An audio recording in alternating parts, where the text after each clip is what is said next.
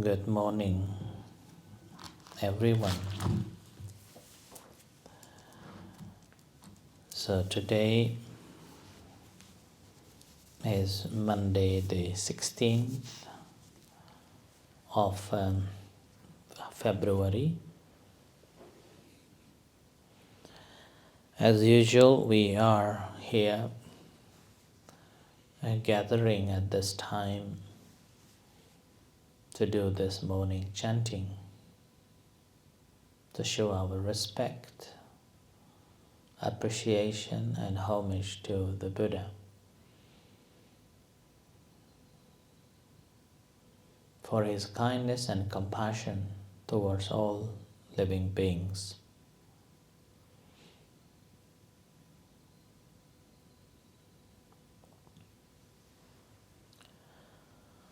So good morning, Arisena. Good morning, One Pen,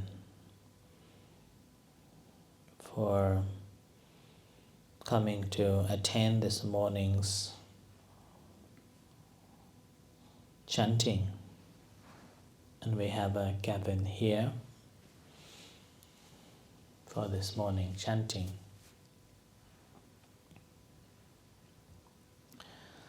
Nowadays, we have more brighter days compared to in the winter,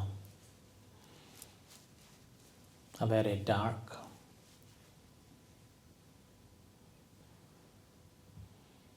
and almost all the time raining and cold.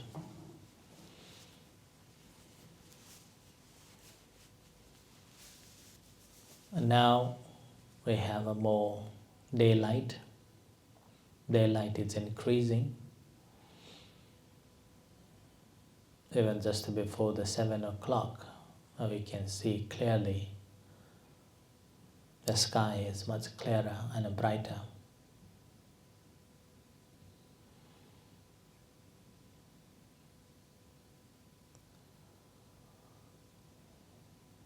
So as this season changes, our moods, our feelings also changes too.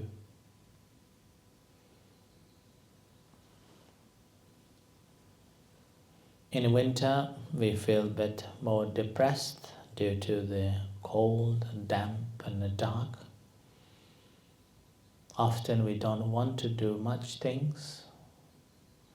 I want to be in a house, or cuddling the water bottles, or just lying in the bed.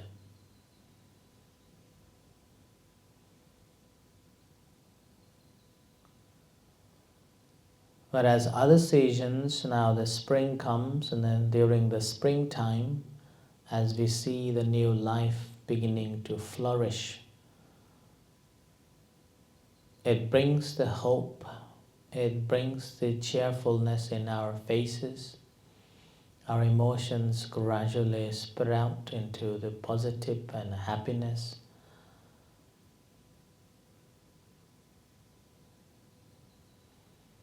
And there is a wish and hope to come out from the house in a comfort zones and go out and about and look this and look that, and exploring mind begins. As the daylight become a longer and longer, with that the sunlights become more warmer and warmer. That gives even a more different lifestyle. Life becomes perfect, wonderful, as though that we are in the heavens, mimicking the heavens.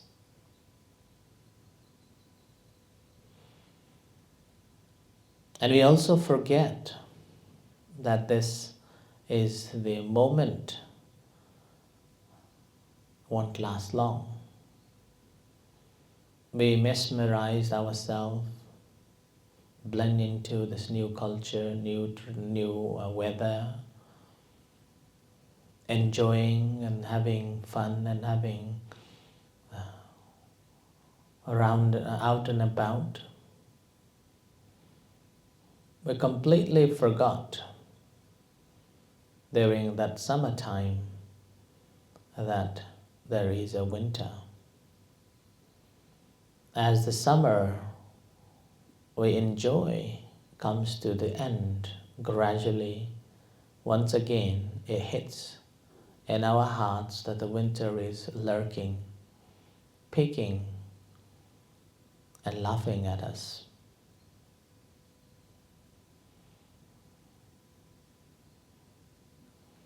At the very moment when we think about the winter, then again, once again, we feel a bit down, sad, and so on.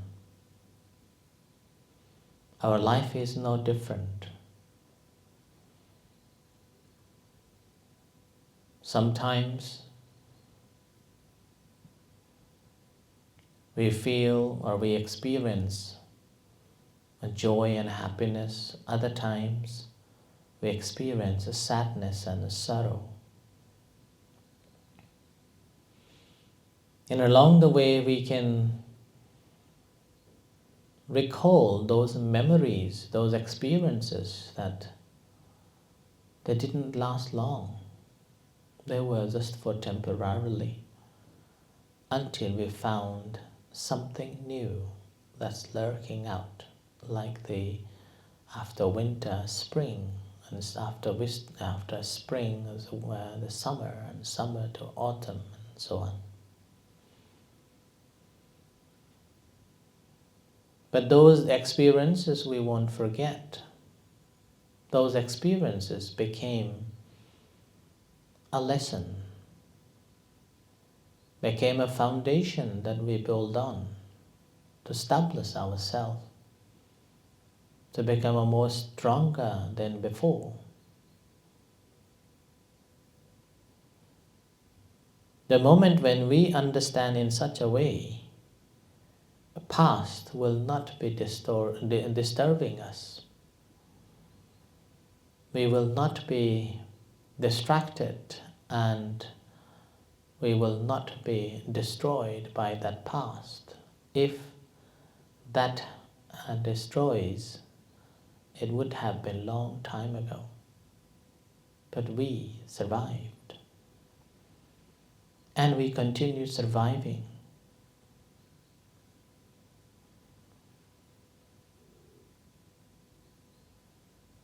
It's like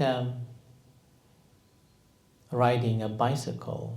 If you're learning how to ride the bicycle, you will fall many times. It will hurt many times. Sometimes maybe deep cut in your heart. Yet, we do not give up and continue until we can ride the bicycles and you become a one with the bicycle. Which is another reason why people often speak, saying that when somebody falls, do not laugh at them. They could raise and become a better person in the future. Like the Venerable Angulimala. He was a good man, good student, good son.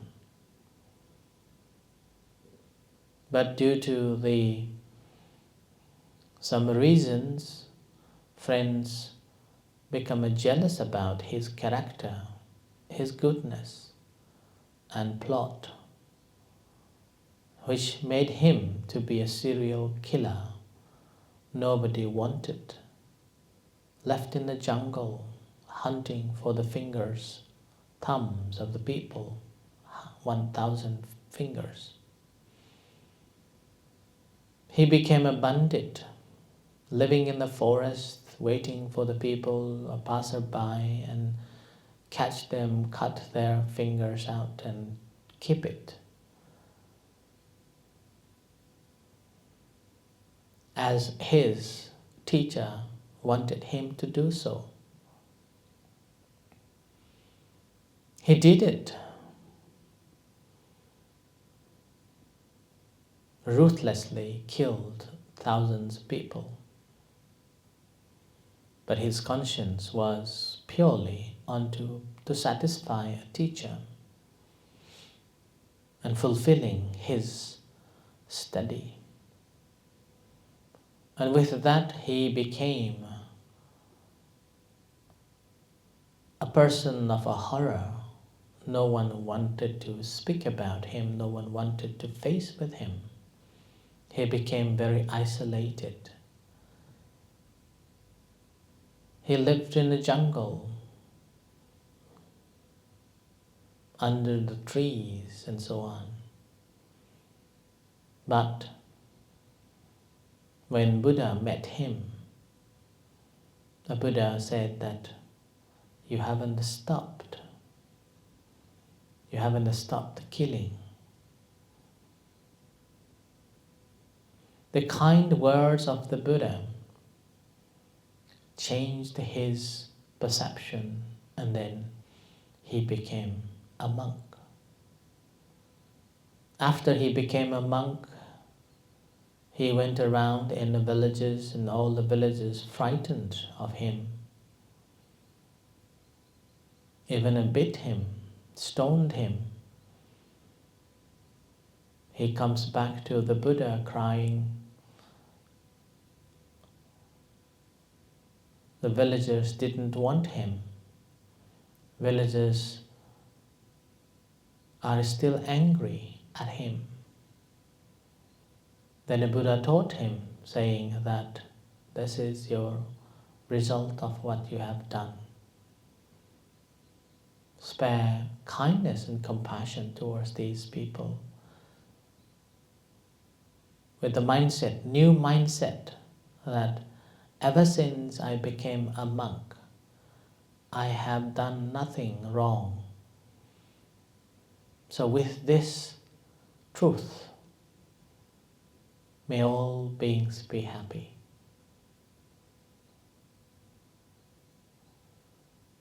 Similarly, one day when he come across with a maiden who was about to give a birth and finding very difficult, so he used this same method, saying that since I became a monk, I have done nothing wrong. With this truth, may you have a good, comfortable delivery. According to the legends, it says that she gave birth without any pains that spread around and changed people's attitude towards him. So he changed from a miserable person to a noble one. The same within our life, we will face different problems. And we still don't know what do we want to be, what do we want in this life. Not finding that path, often we look at the material gain or success, the world will recognize it. And every time when we attain those, every time when we achieve those successes, again there is a voidness. What next? Is it what I want? Is it what I am? But whereas if we realize the Dhamma, then our task would be to overcome or escape from the cycle of a birth and a death. The task is seemingly very hard, seemingly unattainable, but this is what the task should be, so that we can free ourselves from these miseries after miseries that we have to return back to this world again and face with the similar patterns of this change like the weather in our life. We face different problems, and one after another. never ending. So once we study the Dhamma and practice the Dhamma, then we realize that there is escape from this world. Then we began to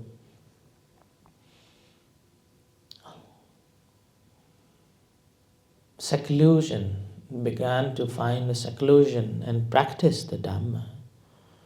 And we began to realize that these delights of the five senses becomes a danger.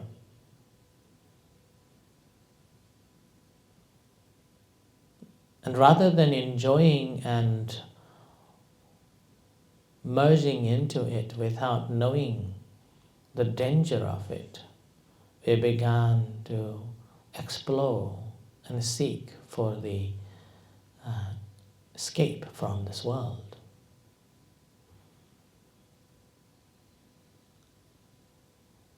Like there was a nun called Alavika during the time of the Buddha. While she was meditating, after giving up her life as a household, become a nun, and when she was meditating one morning near Savatthi,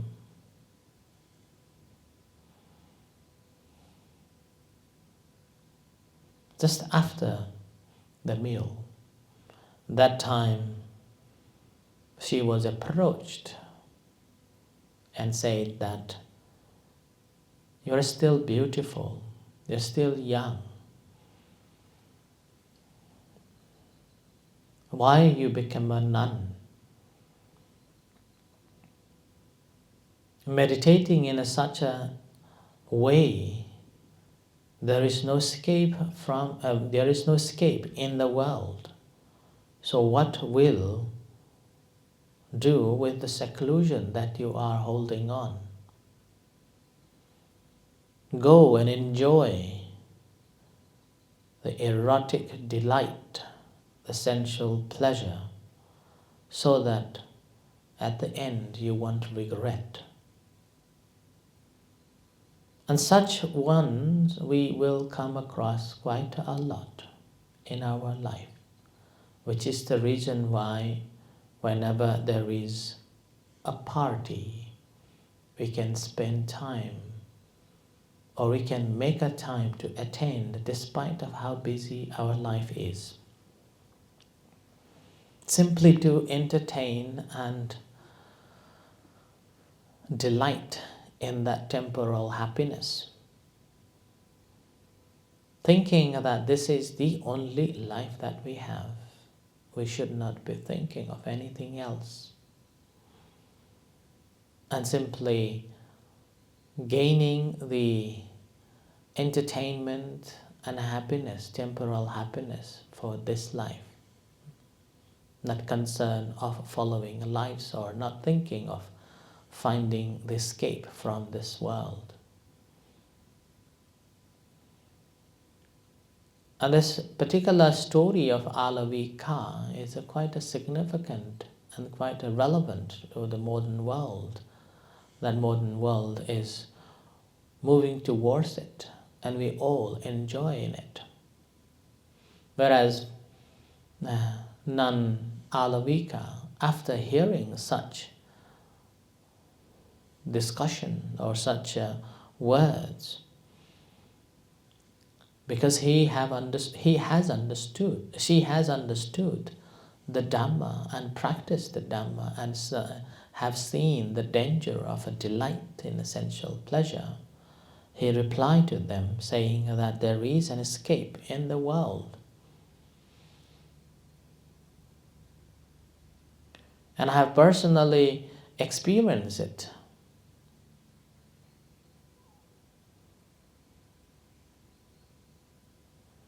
But those who are indulged, they don't know that there exists the way to escape from the world. So sensual pleasures are like the sword and spears. Aggregates are the chopping block. there is no delight in the sensual pleasures. So having heard such a reply, it demonstrates her purity, her knowledge, her wisdom, and not finding a delight nor the fluctuation of her feelings and emotions to the world that affecting.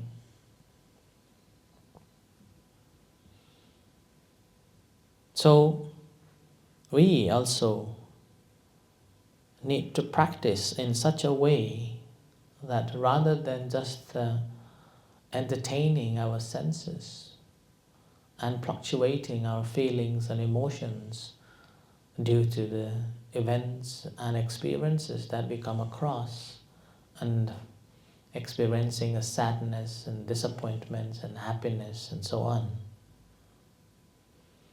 like the weather, we will keep our mind in balance and unshakable state of the mind. And we will find our own peace every step of a walking that we are walking every day. Every day becomes a peaceful, calm and happy balance, unswayed, unshaken. The task has been fulfilled,